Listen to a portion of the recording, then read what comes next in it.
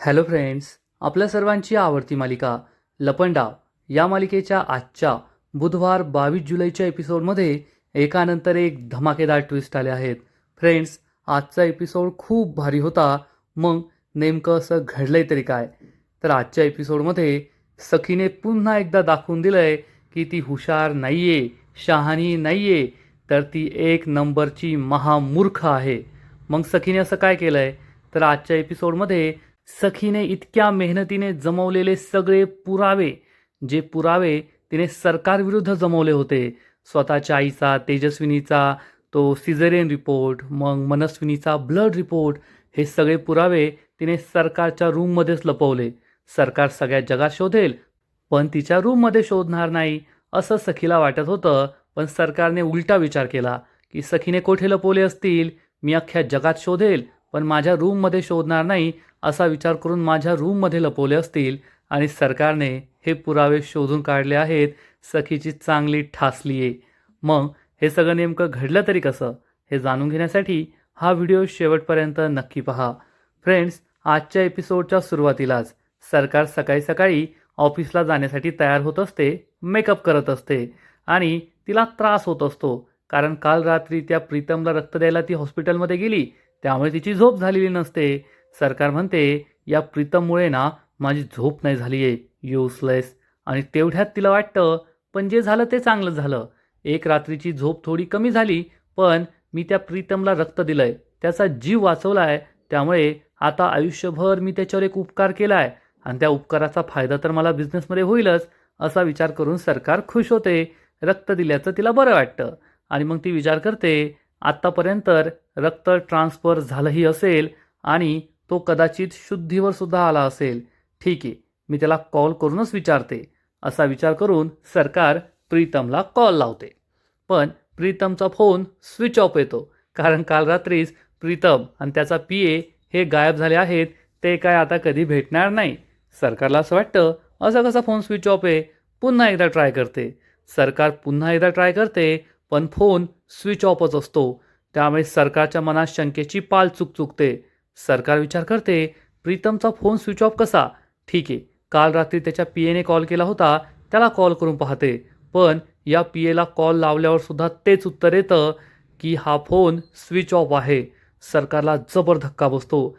सरकार दुसऱ्यांदा ट्राय करून पाहते, पण दुसऱ्या वेळेस सुद्धा तेच उत्तर असतं की तुम्ही ज्या व्यक्तीस कॉल करण्याचा प्रयत्न करत आहात त्याचा फोन संपर्क क्षेत्राच्या बाहेर आहे किंवा स्विच ऑफ करून ठेवला आहे.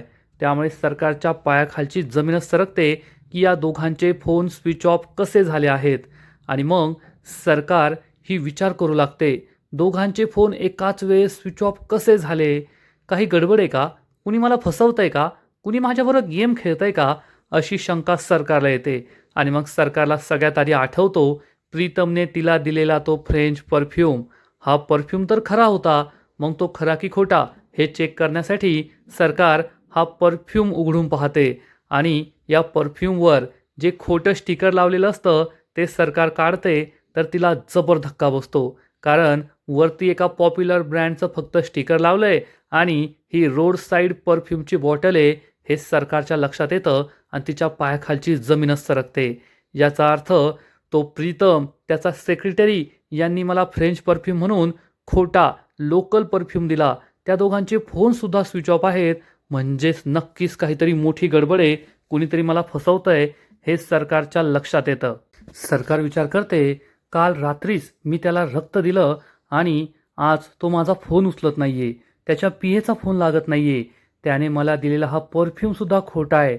आता मला आत्ताच्या आत्ता त्या हॉस्पिटलमध्ये जाऊन चेक करावं लागेल, तेव्हाच या नाटकावरचा पडदा उठेल, मला सगळं सत्य कळेल, असा विचार करून सरकार हॉस्पिटलला जायला बाहेर पडते. आणि इकडे कान्हा हा सुद्धा ऑफिसला जायला आपल्या घराबाहेर पडलेला असतो. तेवढ्यात त्याला अपर्णा कॉल करते आणि विचारते कान्हा कोठेस तू, येणार आहेस ना? कान्हा सांगतो हो आई, मी निघालोय, थोड्याच वेळात पोहोचतो. आता तेजस्विनी ही अगदी मनस्विनीसारखी जेवतीये आणि हे पाहून कान्हाला बरं वाटेल असा विचार करून अपर्णा खुश होते. आणि कान्हा मोबाईल आपल्या खिशात ठेवतो, हेल्मेट घालतो आणि आपल्या घरी तेजस्विनीला भेटायला निघतो. आणि तो गेल्यानंतर लगेच सखी घराबाहेर पडते आणि सखी जोरात शिट्टी वाजवते. लगेच एक रिक्षा येऊन तेथे उभी राहते. सखी या रिक्षात बसते आणि या रिक्षावाल्याला सांगते त्या मोटरसायकलचा पाठलाग करायचा आहे. रिक्षा जाताच पुढच्या 1 सेकंदामध्ये सरकार पार्किंगमध्ये येते. सरकार आपल्या गाडीत बसते आणि सरकार ही लगेचच त्या हॉस्पिटलच्या दिशेने जायला निघते, ज्या हॉस्पिटलमध्ये काल रात्री तिने प्रीतमला आपलं रक्त दिलं होतं. फ्रेंड्स, एक गोष्ट पहा की सरकार आता ज्या गाडीत बसतीये ती गाडी होंडा कंपनीची आहे आणि सरकार या गाडीत बसून या हॉस्पिटलच्या दिशेने निघून जाते. आणि मग रस्त्यावर पाठलाग सुरू असतो. कान्हा आपल्या मोटरसायकलवर आपल्या घराच्या दिशेने जात असतो आणि सखीची रिक्षा त्याचा पाठलाग करत असते. आता पाठलाग करण्याचा एक बेसिक नियम आहे की 1-2 गाड्या सोडून थोडंसं अंतर ठेवून पाठलाग करायचा, म्हणजे समोरच्या व्यक्तीला कळत नाही की आपण त्याचा पाठलाग करतोय. पण सखीची ही रिक्षा फक्त कान्हाच्या बरोबर जाऊनच चालायची राहिलेली असते. एकदम जवळ त्याच्या उभी असते ही रिक्षा आणि जवळून पाठलाग करत असते आणि सखीसुद्धा रिक्षाच्या बाहेर डोकं काढून काढून त्याला पाहत असते. सखीला बेसिक पाठलाग करण्याचे नियमच माहीत नाहीये, त्यामुळे सखी पकडली जाणार एवढं मात्र नक्की. आणि कान्हा हा आपल्या ऑफिसचा रस्ता सोडून पुढे निघतो. सखी विचार करते, अरे देवा, माझा संशय खरा होता. कान्हा ऑफिसला जात नाहीये. घरातून तर तो हेच सांगून निघाला होता की मी ऑफिसला जायला निघालोय आणि तो तर चक्क ऑफिसच्या रस्त्याच्या पुढे निघालाय. याचा अर्थ तो माझ्याशी लपंडाव खेळतोय. हा माझा संशय अगदी योग्य होता. तो ऑफिसला जात नाहीये, तो वेगळ्याच कोणत्या तरी ठिकाणी जातोय. आणि त्याच वेळेस कान्हा हा यू टर्न घेतो आणि आपल्या ऑफिसच्या दिशेनेच जाऊ लागतो. सखी विचार करते, कान्हाने अचानक यू टर्न का घेतला? मग जर त्याला ऑफिसला जायचं होतं तर मग हा रस्त्याने पुढे का गेला होता? काहीतरी गडबड आहे. कान्हा हा काहीच विचार करत नसतो आणि आपल्या ऑफिसच्या दिशेने जात असतो आणि सखी त्याचा पाठलाग करत असते आपल्या रिक्षाने. आणि मग थोड्या वेळानंतर एके ठिकाणी जेथे काल सरकारने प्रीतमला रक्त दिलं होतं तेथे शूटिंग सुरू असते, TV सिरियलची शूटिंग. या सिरियलचा डिरेक्टर जोरजोरात आरडाओरडा करत असतो, अरे हिरोईन कोठे, लवकर बोलव तिला, शूटिंगचा वेळ वाया जातोय, एपिसोड पाठवायचा आहे चॅनलला, किती वेळ लागणार आहे. आणि तेथे भली मोठी माणसं असतात, अनेक लोक असतात, ज्युनियर आर्टिस्ट, मेकअपवाले, बाकीचे सगळे लोक असतात, ड्रेसवाले. आणि तेवढ्यात सरकार तेथे पोहोचते आणि हे सगळं वातावरण पाहून सरकारला जबर धक्का बसतो. सरकार हे पाहतच राहते की काल रात्री मी जेथे प्रीतमला रक्त दिलं तेथे एवढी माणसं काय करताय आणि हे सगळं काय सुरू आहे. आणि तेवढ्यात या डिरेक्टरची नजर सरकारवर पडते आणि हा डिरेक्टर आपल्या असिस्टंटला म्हणतो, अरे तू येडाबिडा आहे का रे? तुला म्हटलं होतं एक ज्युनियर आर्टिस्ट आण. एवढी सुंदर ज्युनियर आर्टिस्ट आणली आहे का तू? अरे आपल्याला गरीब बिचारी ज्युनियर आर्टिस्ट पाहिजे, जिला पाहताच बायकांच्या डोळ्यातून पाणी येईल आणि आपल्या सिरियलची TRP वाढल. एवढी सुंदर ज्युनियर आर्टिस्ट कुणी आणतं का? सरकार हे सगळं ऐकत असते आणि मग लगेच हा डिरेक्टर म्हणतो, एक काम कर, या ज्युनियर आर्टिस्टचा आहे ना मेकअप कर, म्हणजे ती गरीब वाटली पाहिजे. डिरेक्टर सरकारला म्हणतो, ओ मॅडम मॅडम तुम्ही एक काम करा, ते आपले मेकअप दादा आहे त्यांच्याकडून ना तुमचं तोंड काळं करून घ्या, म्हणजे तुमच्या तोंडाला काळा रंग लावा, तुम्ही गरीब घरच्या दिसाल. आपला गरीब बिचारी ज्युनियर आर्टिस्ट पाहिजे, तुमच्यासारखी सुंदर नको आहे. सरकारला खूप राग येतो आणि सरकार चक्क या डिरेक्टरच्या सनसनीत मुस्काटात मारते. या डिरेक्टरला आणि सेटवर असलेल्या सगळ्या लोकांना जबर धक्का बसतो. हा डिरेक्टर गालाला हात लावून सरकारकडे पाहतच राहतो. सरकार चिडून म्हणते, माइंड युअर लँग्वेज, सरकार आहे मी सरकार. आणि हा डिरेक्टर खूप घाबरतो, म्हणतो, सॉरी सरकार, ओळखलं नाही मी तुम्हाला, सॉरी, माफ करा मला. सरकार विचारते, हे सगळं काय सुरू येथे? हे हॉस्पिटल आहे ना, मग तुम्ही लोक कोण आहात आणि येथे काय करताय? डिरेक्टर सांगतो, सरकार हे हॉस्पिटल नाहीये, तर हा हॉस्पिटलचा सेट आहे. येथे आम्ही TV सिरियलची शूटिंग करतोय. हे खरोखरचं हॉस्पिटल नाहीये. हे ऐकून सरकारला जबर धक्का बसतो.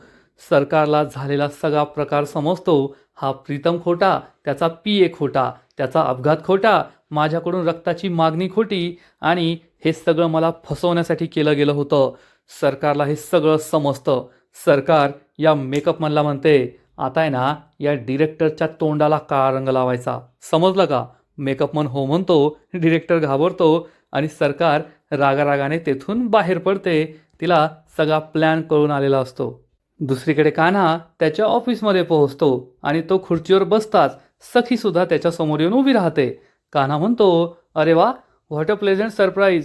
सखी मॅडम, तुम्ही येथे? मला सांगायचं ना, मी तुम्हाला बरोबर घेऊन आलो असतो. म्हणजे काही दिवसांपूर्वी सखीने कान्हाच्या ऑफिसमध्ये नोकरी मिळवली होती. ती येथेच नोकरी करायची याचा विसर या दोघांना सुद्धा पडलेला दिसतोय. सखी खूप चिडलेली असते आणि कान्हाला जाब विचारते. कान्हा, तू माझ्याशी लपंडाव खेळतोय, तू खोटं बोलतोय हे मला कळलंय. कान्हा खूप घाबरतो. सखी त्याला जाब विचारते, काल दिवसभर तू ऑफिसमध्ये होतास, तुझ्या खूप साऱ्या मीटिंग्स होत्या हे तू मला सांगितलं, पण हे खोटं आहे. काल दिवसभर तू ऑफिसमध्ये आलाच नव्हता, तू दुसरीकडे कुठेतरी होता, पण तू मला खोटं सांगितलं. घरी आल्यावर सुद्धा तू तेच खोटं बोललास आणि तुझं लक्ष ना माझ्याकडे होतं ना जेवणात होतं, मोबाईलमध्ये दुसरंच काहीतरी सुरू होतं. कान्हा, मी तुला स्पष्टच विचारते, तुझं बाहेर कुठे काही सुरू आहे का? तुझं दुसऱ्या मुलीबरोबर अफेअर सुरू आहे का?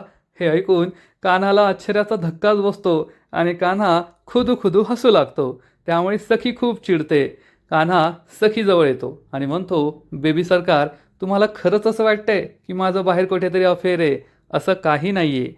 खरं सांगायचं ना, तर काल मी माझ्या आईला भेटायला घरी गेलो होतो. आईचा खूप दिवसांपासून फोन येत होता की भेटायले भेटायले किती दिवस झाले. मला सुद्धा आठवण आली, आईलाही माझी आठवण आली, म्हणून मी तिला भेटायला गेलो होतो. सखी विचारते, तू आईला भेटायला गेला होतास, मग मला खोटं का सांगितलंस? तू माझ्याशी खोटं का बोलला ते मला सांग.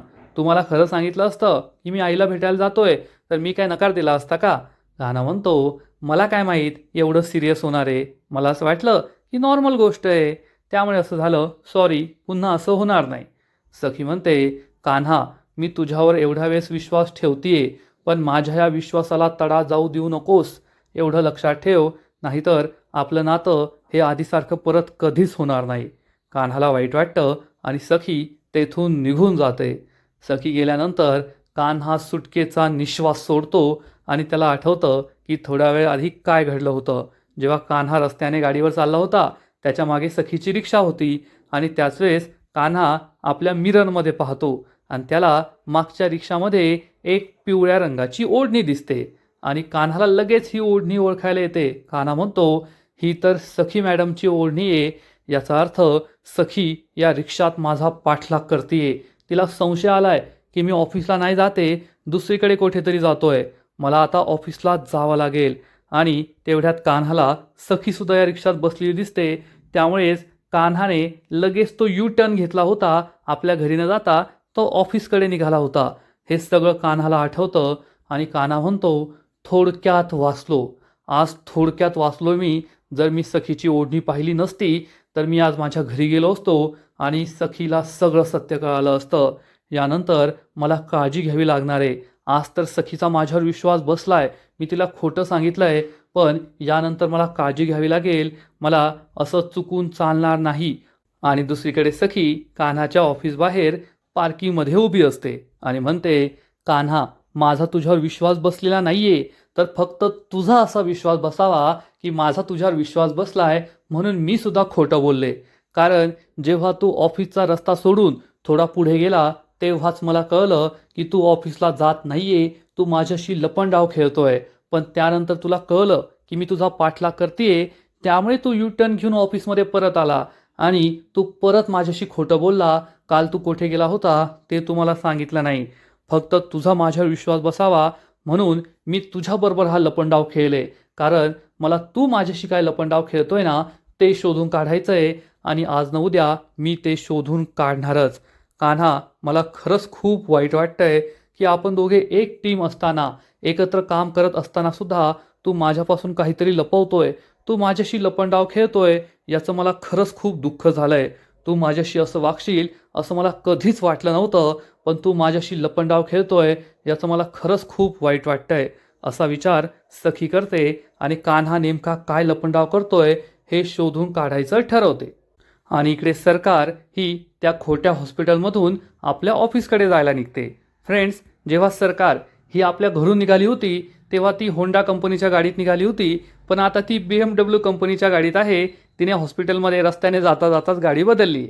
सरकार ही गाडीत बसलेली असते, ड्रायव्हिंग करत असते आणि तिला आठवतं की काल रात्री ज्या हॉस्पिटलमध्ये मी त्या प्रीतमला रक्त दिलं होतं, त्याच हॉस्पिटलमध्ये आज चक्क शूटिंग सुरू होती आणि त्या डिरेक्टरने मला सांगितलं की हे खरं हॉस्पिटल नाही आहे, तर हा हॉस्पिटलचा सेट आहे, येथे आम्ही टी व्ही सिरियलची शूटिंग करतोय. सरकारला जबर धक्का बसलेला असतो. सरकारला काही ताळमेळच लागत नाही की हे सगळं नेमकं काय चाललंय. तिच्या एवढं तर लक्षात आलेलं असतं की हा प्रीतम प्यारे, त्याचा पीए, हे सगळं खोटं होतं. कारण हॉस्पिटल खोटं, ॲक्सिडेंट खोटा, तो फ्रेंच परफ्यूम खोटा. पण सरकारला हाच प्रश्न पडतो की पण हे सगळं कशासाठी केलं गेलं होतं. सरकार विचार करते, हे सगळं मला फसवण्यासाठी केलं गेलं, माझा गेम केला गेला. पण का? त्यांना माझ्याकडून काय हवं होतं, मी त्यांना असं काय दिलंय या सगळ्या प्लॅन नंतर.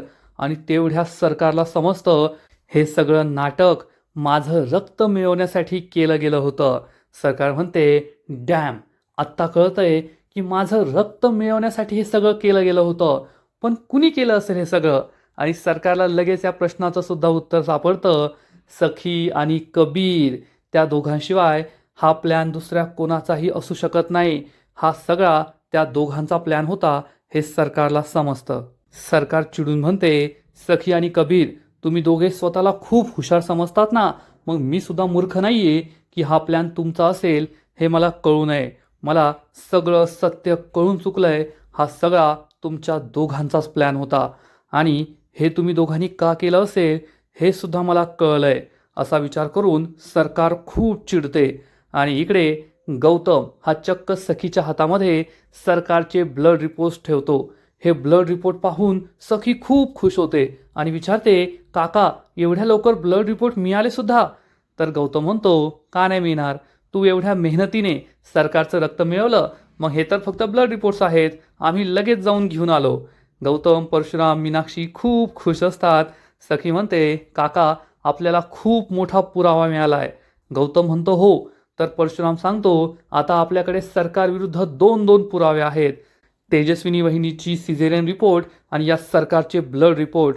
म्हणजे आपण लगेच सिद्ध करू शकतो की ही सरकार आहे, तेजस्विनी वहिनी नाहीये. मीनाक्षी सुद्धा खूप एक्सायटेड असते आणि म्हणते, हो ना, मग आपण कशाची वाट पाहतोय? चला आत्ताच्या आत्ता धक्के मारून त्या सरकारला घराबाहेर काढूया. सगळ्यांना ही गोष्ट पटते. पण सखी म्हणते, काकू, तू जेवढी एक्सायटेड आहेस ना, तेवढीच मी एक्सायटेड आहे आणि मला सुद्धा तेवढीच घाई झाली आहे त्या सरकारला धक्के मारून घराबाहेर हकलण्याची. परंतु जोपर्यंत आपल्याकडे सगळ्यात मोठा पुरावा येत नाही तोपर्यंत आपण हे करू शकत नाही. सगळेजण सखीकडे आश्चर्याने पाहतात आणि विचारतात, कोणता मोठा पुरावा? सखी त्यांना सांगते, प्रॉपर्टीचे पेपर्स. जोपर्यंत प्रॉपर्टीचे पेपर्स आपल्या हातात येत नाही तोपर्यंत आपण कोणताही निर्णय घेऊ शकत नाही. एकदा का प्रॉपर्टीचे पेपर्स आपल्या हातात आले की मग सरकार काहीच करू शकणार नाही. कारण सरकार ही आपल्या या दोन पुराव्यांना खोटं ठरू शकते, पण ती त्या प्रॉपर्टीचे पेपर्स हातात असल्याशिवाय काहीच करू शकत नाही. त्यामुळे तोपर्यंत आपल्याला शांत बसायचंय. ही गोष्ट या सगळ्यांनाच पटते. आणि इकडे सरकारला सखी आणि कबीरचा सगळा प्लॅन समजलेला असतो. सरकार म्हणते, माझं रक्त मिळवण्यासाठी त्यांनी एवढा मोठा गेम केला, कारण त्यांना कळून चुकलंय की माझं आणि तेजस्विनीचा ब्लड ग्रुप वेगळा आहे. आणि आता मी माझ्या डोळ्यांचा रंग बदलून घेतलाय, त्यामुळे ते माझ्याविरुद्ध काहीच करू शकत नाही. त्यामुळे त्यांनी ही कल्पना केली आहे की आता माझ्या डोळ्यांचा रंग नाही तर माझं रक्त, माझं आणि तेजस्विनीचा ब्लड ग्रुप वेगळा आहे. यावरूनच ते सिद्ध करतील की मी तेजस्विनी कामत नाहीये तर मी मनस्विनी आहे.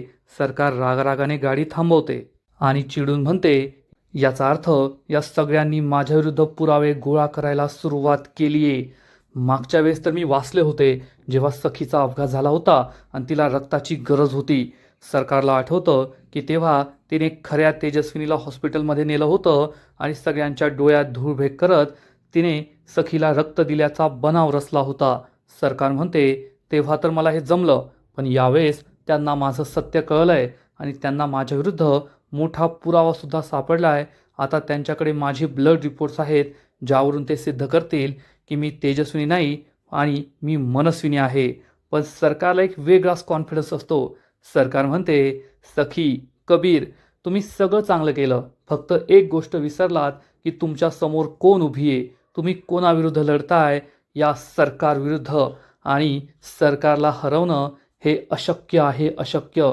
तुम्ही कितीही प्रयत्न केले, काहीही केलं तरी तुम्ही मला हरवू शकणार नाही. तुम्ही पुरावे मिळवले, आता तुम्ही ते पुरावे लपवणार, पण लपवलेले पुरावे शोधणं या सरकारला चांगलंच जमतं. असा विचार करून सरकार खूप खुश होते, एखाद्या राक्षसींसारखी हसू लागते, लगेच गाडी सुरू करते आणि आपल्या घराकडे यायला निघते. आणि इकडे सगळेजण हे सखीला समजावून सांगतात, आता आपल्याला सरकारविरुद्ध पुरावे तर मिळाले आहेत, पण हे पुरावे अशा ठिकाणी लपवून ठेवावे लागतील जेथे सरकारला ते कधीच सापडणार नाही. सखीला सुद्धा हे पटतं आणि मग सखी लगेच आपलं कपाट उघडते. या कपाटामध्ये तेजस्विनीची प्रेग्नन्सी फाईल असते. आता तेजस्विनीची प्रेग्नन्सीची फाईल आणि मनस्विनीचे हे ब्लड रिपोर्टची फाईल, या दोन्ही फाईल सखी मीनाक्षीजवळ देते आणि मीनाक्षीला सांगते, काकू या फाईल्स जाऊन मनस्विनीच्या रूममध्ये लपव. हे ऐकून गौतम, परशुराम, मीनाक्षी या सगळ्यांना जबर धक्का बसतो आणि परशुराम चिडून म्हणतो, सखी ती सरकार आहे सरकार. तर सखी उत्तर देते, पण आता तिला कुणी सरकार मानत नाही. परशुराम म्हणतो, माझा म्हणण्याचा अर्थ असा आहे की आज जरी तिला कुणी सरकार मानत नसलं तर एवढ्या वर्ष तिने सरकार म्हणून राज्य केलंय, सगळीकडे मिरवलंय. ती काही सारी सोपी नाहीये. तिला नक्कीच संशय येईल आणि ती हे पुरावे शोधून काढेल. जर तिला संशय आला की तिच्या रूममध्येच हे पुरावे लपवले आहेत, तर आपण एवढी मेहनत करून हे जे पुरावे मिळवले आहेत ना, ते पुरावे तिच्या हातात जातील, आपली सगळी मेहनत वाया जाईल. गौतम म्हणतो, हो सखी, मला सुद्धा तुझं हे नाही पटलंय. आपण तिच्या रूममध्ये हे पुरावे लपवायला नको, स्वतःहून तिच्या हातात पुरावे देतोय असं होऊन जाईल. सखी म्हणते, मला समजतंय, पण तुमच्या लक्षात एक गोष्ट नाहीये. तुम्हाला सगळ्यांना आठवतंय का, जेव्हा मी माझं स्वयंवर करण्याचा निर्णय घेतला होता, तेव्हा या स्वयंवरमध्ये मी काय काय गेम्स ठेवणार आहे किंवा काय काय राऊंड ठेवणार आहे, हे सगळं मी माझ्या डायरीमध्ये लिहून ठेवलंय असं मी सगळ्यांना सांगितलं होतं. आणि मग सरकारने ती डायरी शोधण्यासाठी अख्खं घर उलथापालथ करून टाकलं होतं.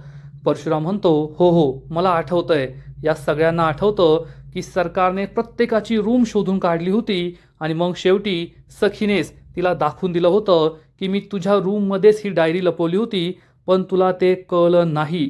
त्यामुळे सरकारला खूप राग आला होता.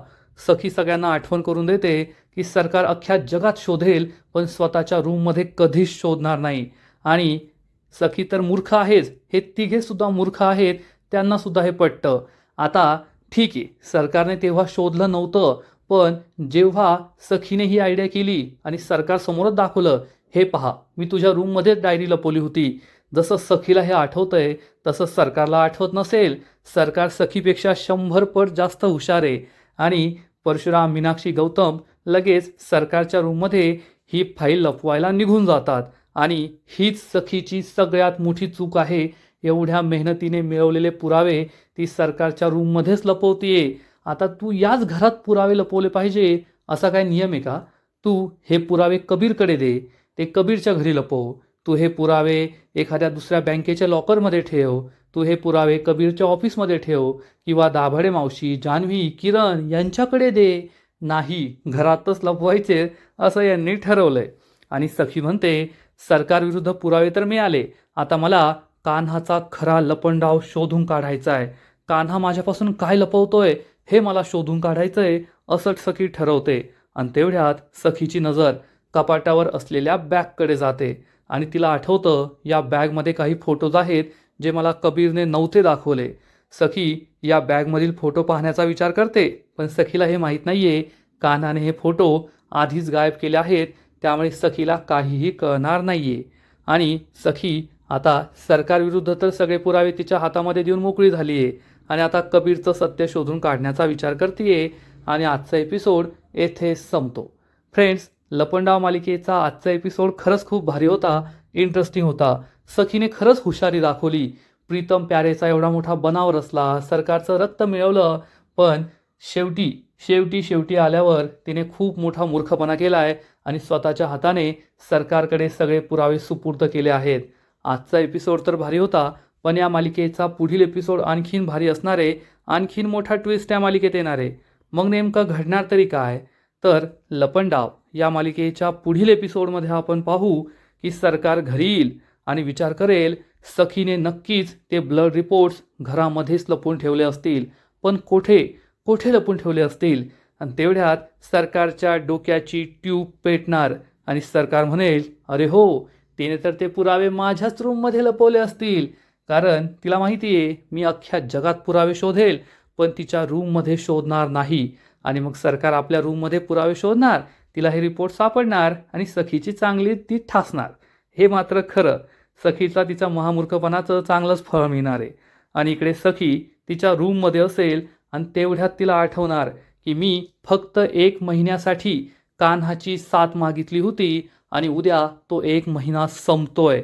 थोड्या वेळानंतर कान्हा घरी येईल, तेव्हा सखीने एका व्हाईट बोर्डवर लिहिलेलं असेल, उद्या सन्हा संपणार. आणि हे वाचून कान्हाला जबर धक्का बसेल. आता सखीला गरज नाही तर कान्हा तिच्या काय एवढं मागे मागे करतोय हे त्याचं त्यालाच माहीत. तर फ्रेंड्स, तुम्हाला सुद्धा आजचा एपिसोड आवडला का? नक्कीच कमेंट करून सांगा. आणि लपंडाव मालिकेचे असेच नवीन नवीन एपिसोड, नवीन नवीन अपडेट सर्वात आधी पाहण्यासाठी व्हिडिओला लाईक करा, शेअर करा, चॅनलला सबस्क्राईब करून बेल आयकॉनवर क्लिक करा. म्हणजे या मालिकेचे नवीन नवीन एपिसोड तुम्हाला सर्वात आधी पाहायला मिळतील. खूप खूप खूप धन्यवाद.